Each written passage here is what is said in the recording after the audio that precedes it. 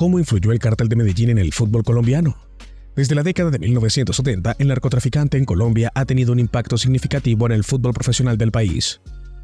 Los narcotraficantes, con sus oscuras y abultadas fortunas, han invertido en todos los niveles del fútbol, afectando tanto en la organización como en la competición del deporte en Colombia. Los narcotraficantes han utilizado el fútbol como una forma de lavado de dinero, con la inversión en equipos y estadios, así como la compra de jugadores y entrenadores en todo el país. Este flujo de dinero ha llevado a un aumento en los presupuestos de los equipos y ha permitido que los clubes contraten jugadores de primer nivel internacional. Sin embargo, el impacto del narcotráfico en el fútbol colombiano no siempre ha sido positivo, todo lo contrario. Por eso hoy te quiero invitar a que escuches con mucha atención lo ocurrido con el impacto del Cártel de Medellín en el fútbol colombiano, la era Escobar. En 1989, el asesinato de un árbitro por parte de los narcos llevó a la suspensión total del torneo de la Liga Profesional en Colombia, dejando desierto el título de campeón por primera vez en su historia futbolística. Además, la influencia del narcotráfico en el fútbol ha llevado a la corrupción y a la manipulación de resultados, lo que ha dañado la integridad del deporte en Colombia y en todo el mundo. La Federación Colombiana de Fútbol ha luchado contra este flagelo al prohibir la participación en el deporte de aquellos que han sido condenados por delitos relacionados con el narcotráfico. Infiltración. ¿Cómo se introdujeron en el deporte del país? El sociólogo David Kitian ha revelado que desde sus inicios el fútbol en Colombia se ha prestado para evadir impuestos y para eludir las regulaciones laborales que son comunes en otras industrias del país. Esto ha permitido que los equipos puedan manejar sus finanzas de manera poco transparente, generando grandes ganancias sin tener que responder ante las autoridades fiscales. Además, Kitian señala que los equipos de fútbol en Colombia han gozado de un importante beneficio por parte del Estado: la condonación de las deudas que adquieren por el arrendamiento de los estadios públicos. Esta práctica ha sido común durante décadas en el país y ha permitido que los equipos puedan tener acceso a instalaciones de primer nivel sin tener que pagar por ellas. El sociólogo también destaca el importante papel que los narcos han tenido en el negocio del fútbol en Colombia. En particular, los narcotraficantes han incursionado en el negocio de las apuestas deportivas y han llegado a arreglar partidos para obtener grandes ganancias. Esto ha generado un clima de sospecha y desconfianza en torno a la integridad del fútbol y ha tenido grandes consecuencias para la imagen del deporte en el país. Kitian señala que el fútbol en Colombia se ha tornado en una industria altamente competitiva en la que los narcos compiten con grandes empresarios por el control de los equipos y de la influencia que estos tienen en la sociedad. Las denuncias contra los narcos en los 80. Lara Bonilla hizo estas declaraciones en medio de una de las épocas críticas del narcotráfico en Colombia, en la que numerosos carteles inundaban el país con sustancias ilegales y corrompían todos los estamentos de la sociedad. El ministro denunció que los narcotraficantes habían infiltrado los equipos de fútbol para lavar su dinero y utilizarlos como fachadas para sus actividades criminales. La denuncia del ministro causó un gran revuelo en Colombia, ya que el fútbol era y sigue siendo una de las principales pasiones del país. Sin embargo, la respuesta de que los equipos de fútbol y de las autoridades fue tibia y pocos cambios se hicieron en la estructura del fútbol colombiano para enfrentar el problema. Tristemente, la batalla de Lara Bonilla contra el narcotráfico terminó en tragedia. En el año 1984 fue asesinado por el Cártel de Medellín en respuesta a su campaña contra los narcos. Su muerte conmocionó al país y marcó un hito en la lucha contra el narcotráfico en Colombia. A pesar de los esfuerzos de personas como Rodrigo Lara Bonilla, Colombia tardaría décadas en erradicar la violencia y la corrupción asociadas al narcotráfico. En Antioquia, el Cártel de Medellín tuvo influencia en los principales equipos de la región: Atlético Nacional y Deportivo Independiente Medellín. Los hermanos Gilberto y Miguel Rodríguez Orejuela, líderes del Cártel de Cali, mantuvieron control sobre el América de Cali y trataron de influir en el Deportivo Cali. Además, los narcotraficantes también tuvieron tentáculos en el fútbol colombiano a nivel de selección, con jugadores y técnicos comprados para asegurar victorias en torneos internacionales. Los efectos de la intervención narcotraficante en el fútbol colombiano fueron devastadores. A medida que los cárteles obtenían más influencia en los equipos, la corrupción se volvía más generalizada y los resultados de los partidos se manipulaban para obtener ganancias financieras. Los jugadores e incluso los entrenadores eran sobornados y coaccionados para que se vendieran a la mafia y se involucraran en actos ilegales. Equipos de fútbol vinculados directamente al narcotráfico. Unión Magdalena.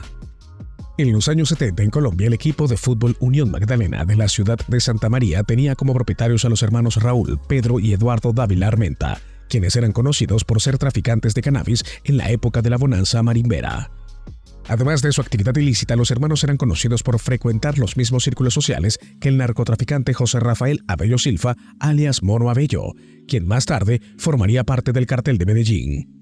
A pesar de su controvertida reputación, los Dávilas Armenta le dieron la oportunidad a numerosos deportistas locales de jugar en el equipo de fútbol, incluyendo a Radamel García King, padre del famoso jugador Radamel Falcao García, quien jugó en el Unión Magdalena entre 1984 y 1986.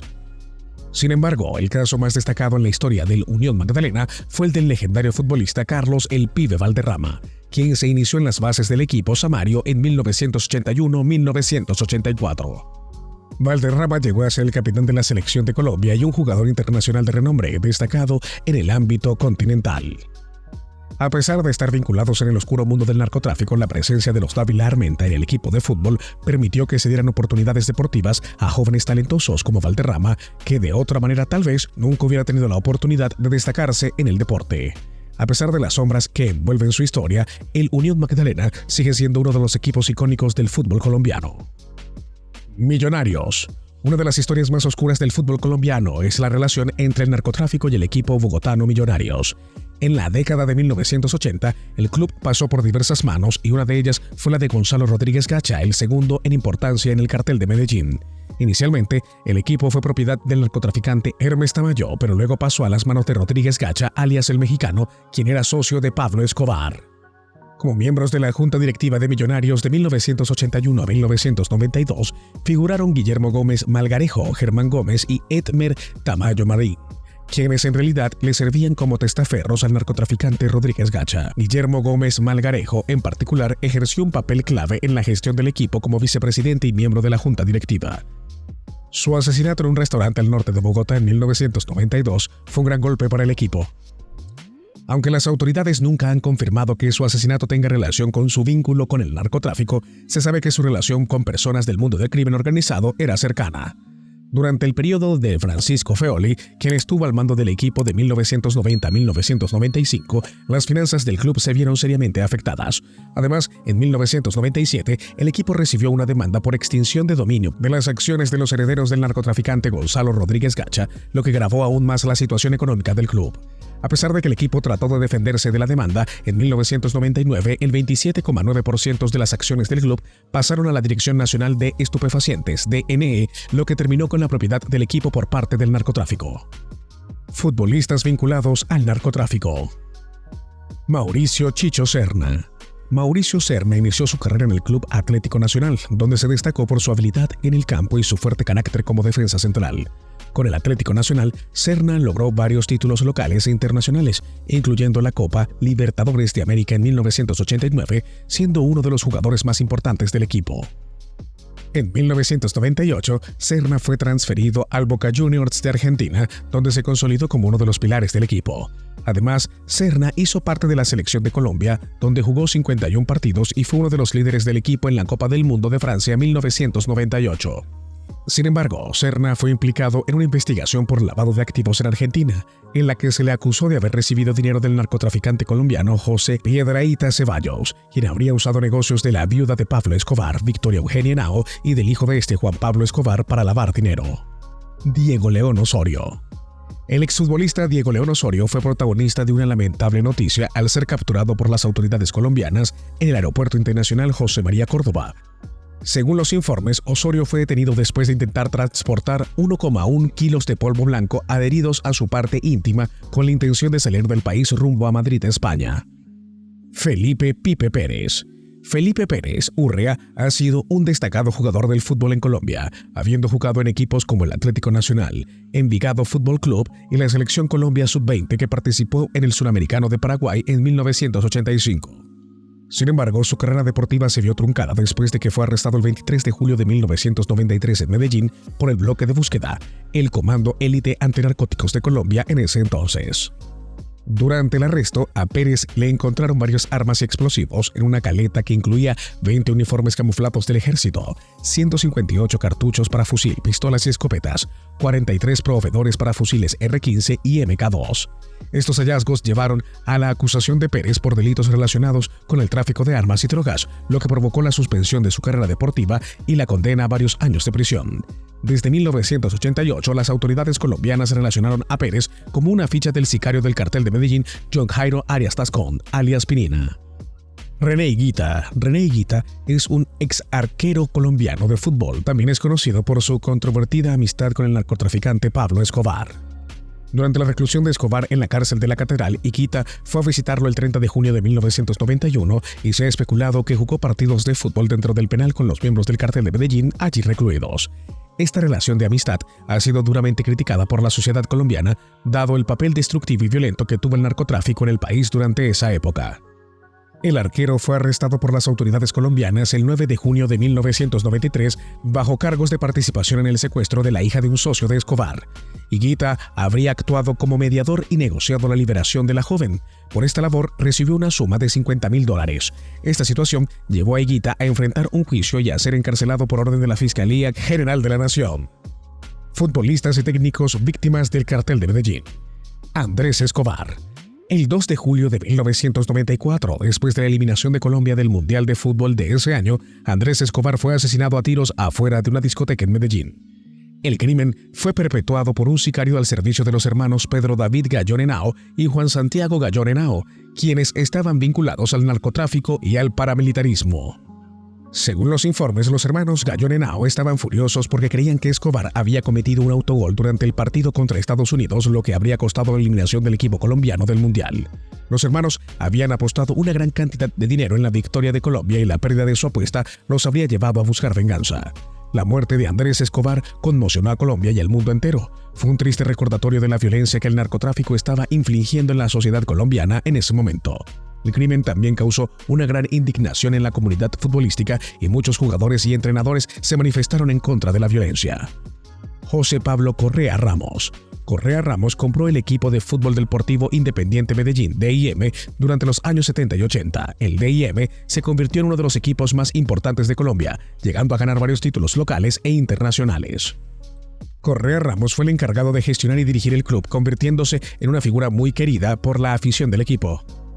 Correa fue presionado para que permitiera que los narcotraficantes hicieran negocios en el estado, pero él se negó rotundamente. Fue asesinado por sicarios en Medellín. La fiscalía determinó que el crimen fue motivado por venganzas entre mafiosos. Antonio Roldán Betancur. Además de su trabajo en el ámbito deportivo como exdirigente del Atlético Nacional, Roldán Betancur también se dedicó a la función pública, llegando a ocupar el cargo de gobernador de Antioquia en 1989. Sin embargo, su carrera política y deportiva se vio truncada por un hecho trágico que conmocionó a la sociedad colombiana. El 4 de julio de 1989, Roldán Betancur fue víctima de un atentado sicarial en el que perdió la vida junto a otras 3 personas. El objetivo real del ataque era el director de la policía de Antioquia, Valdemar Franklin Quintero, pero los sicarios se confundieron de caravana de vehículos e interceptaron la de Roldán Betancur por error. La noticia de su asesinato causó indignación y tristeza en la sociedad colombiana. Para terminar, quiero decirte que, entre otros personajes de la historia del fútbol colombiano asesinados por el narco, también estuvo Jorge Arturo Bustamante. Bustamante Mora ocupó importantes cargos dentro del fútbol colombiano. Fue presidente del Deportivo Independiente Medellín en 1985, del Cúcuta Deportivo en 1991 y del Envigado FC en 1993. Asimismo, fue vicepresidente de la Liga Antioqueña de Fútbol. Sin embargo, en 1993, Bustamante Mora fue asesinado en Medellín. Aunque las causas del crimen no están claras, se sospecha que pudo haber sido por motivos relacionados con el narcotráfico. En esa época tenía una fuerte presencia en el fútbol colombiano. La muerte de Bustamante Mora fue un duro golpe en el fútbol colombiano, ya que se perdió a un dirigente deportivo ejemplar que había trabajado duro por el desarrollo del deporte en el país. Muy bien, esto sería todo por el video de hoy. Si te gustó, no olvides dejar tu like y suscribirte para ver más contenido. Me despido y nos vemos en un próximo video.